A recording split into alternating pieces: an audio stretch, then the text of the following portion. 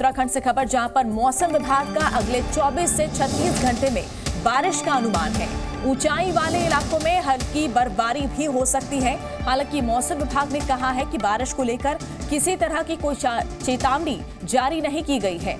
NDMA का मानना है कि रेस्क्यू ऑपरेशन पर ज्यादा असर नहीं पड़ेगा, लेकिन टनल के बाहर चल रहे काम पर असर पड़ सकता है।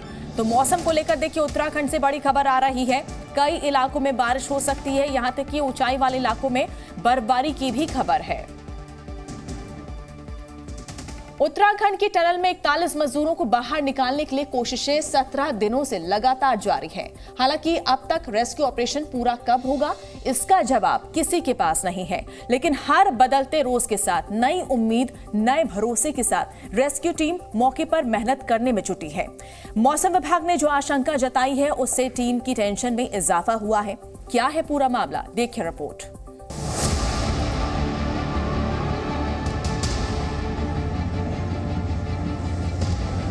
टनल में ऑपरेशन जारी, मौसम की टेंशन भारी। रेस्क्यू का 17वां दिन, चुनौती पर जोरदार एक्शन।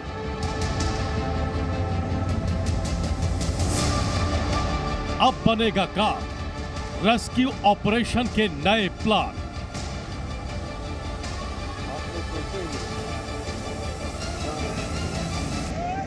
अड़तालीस घंटों के बाद टनल में कल से एक बार फिर से हॉरिजॉन्टल ड्रिलिंग शुरू हो गई है। ऑगर मशीन का मलबा हेड टनल से आखिरकार हटा लिया गया है, लेकिन अब एक दो नहीं बल्कि टनल में 3 प्लान पर एक साथ काम शुरू हो गया है। इन तीनों प्लान को अंजाम तक पहुंचाने के लिए एक दो नहीं बल्कि कई एजेंसियां एक्शन मोड में हैं। 41 मजदूरों तक पहुंचने के लिए 86 मीटर की वर्टिकल ड्रिलिंग जारी है। अब तक 31 मीटर खुदाई हो चुकी है। टनल में जारी रेस्क्यू ऑपरेशन का जायजा लेने प्रधानमंत्री नरेंद्र मोदी के विशेष सचिव पीके मिश्रा, गृह सचिव अजय के भल्ला और उत्तराखंड के मुख्य सचिव एसएस संधू पहुंचे।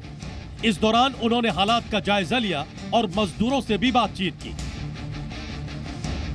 टनल में फंसे मजदूरों की स्थिति की समीक्षा करने के लिए अब एक नई तकनीक का सहारा भी लिया जा रहा है। एआई एंड रोबोटिक्स डेवलपर की मदद से मजदूरों की हेल्थ और उनके हाव भाव के साथ साथ सुरंग के अंदर की स्थिति पर भी निगाह रखी जाएगी। रोबोटिक्स मजदूरों और टनल पर 3 तरीके से नजर रखेगा। नंबर 1, मजदूरों के बिहेवियर और उनकी हेल्थ को 24 घंटे मॉनिटर किया जाएगा। नंबर 2, टनल के अंदर अगर कोई गैस निकल रही है तो उसका पता लगाया जाएगा। नंबर 3, टनल के अंदर जहां इंटरनेट नेटवर्क भी ठीक से नहीं पहुंच पाया है, वहां हाई स्पीड इंटरनेट सिस्टम तैयार किया जाएगा। मिलिंद राज हमारे साथ है, जो लखनऊ से आए हैं, रोबोटिक साइंटिस्ट हैं, और उनसे समझते हैं कि यहाँ पर किस तरह से मदद करेंगे आप मिलिंद यहाँ इस रेस्क्यू ऑपरेशन में। जी, तो ये रेस्क्यू जो मिशन है, इसमें हमें एक रेस्क्यू रोबोटिक सिस्टम यूज़ कर रहे हैं, जिसकी मदद से हम लोग 3 अहम काम करेंगे। पहली चीज़ होगी, अंदर जो लोग फंसे हैं उनसे 24/7 कम्युनिकेशन लिंक स्टैब्लिश करेंगे, जिसकी मदद से उनके ऊपर कोई भी बिहेवियरल चेंज होता है, अगर हेल्थ इश्यूज़ होते हैं तो उसको हम डायग्नोस कर सकते हैं। आपको बता दें कि इस वक्त टनल के अंदर और बाहर 5 प्लान पर काम किया जा रहा है। इन 5 प्लान के मुताबिक पहला प्लान हॉरिजॉन्टल ड्रिलिंग करके 3 फीट व्यास वाले पाइप से टनल बनाना है। दूसरा प्लान 86 मीटर वर्टिकल ड्रिलिंग करके मजदूरों को टनल से निकालना है। तीसरा प्लान टनल के परपेंडिकुलर 180 मीटर हॉरिजॉन्टल ड्रिलिंग की तैयारी है। चौथा प्लान बड़कोट साइड से 480 मीटर टनल बनाना है। 10 मीटर ड्रिलिंग हो चुकी है। पांचवा प्लान टनल के ऊपरी हिस्से पर डंडाल गांव की तरफ 325 मीटर वर्टिकल ड्रिलिंग करनी है। इधर मौसम विभाग ने उत्तराखंड में अगले 24 घंटों के दौरान बारिश और ओलावृष्टि की आशंका जताई है। मौसम में होने वाले बदलाव की वजह से रेस्क्यू ऑपरेशन भी प्रभावित हो सकता है। एक तरफ जहां मशीनें, रेस्क्यू टीम और दर्जनों विशेषज्ञों की टीम मौके पर मशक्कत करने में जुटी हैं, वहीं दूसरी तरफ पीएम मोदी ने देशवासियों से अपील की कि सभी 41 श्रमिकों की सकुशल वापसी के लिए प्रार्थना करें। उन्होंने कहा कि सरकार उन्हें बाहर निकालने में कोई कोर कसर नहीं छोड़ रही है। हमें अपनी प्रार्थना में उन श्रमिक भाइयों को भी स्थान देना है जो बीते करीब 2 सप्ताह से उत्तराखंड की एक टनल में फंसे हुए हैं।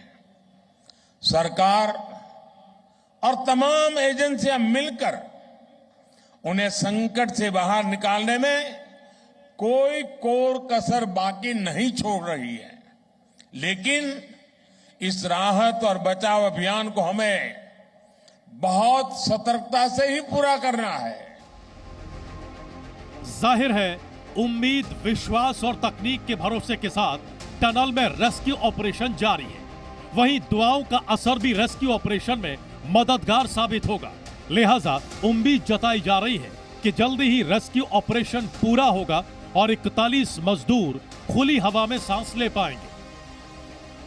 उत्तरकाशी से अंजलि सिंह, सुरेंद्र डसीला के साथ ब्यूरो रिपोर्ट, जी मीडिया। जी न्यूज़।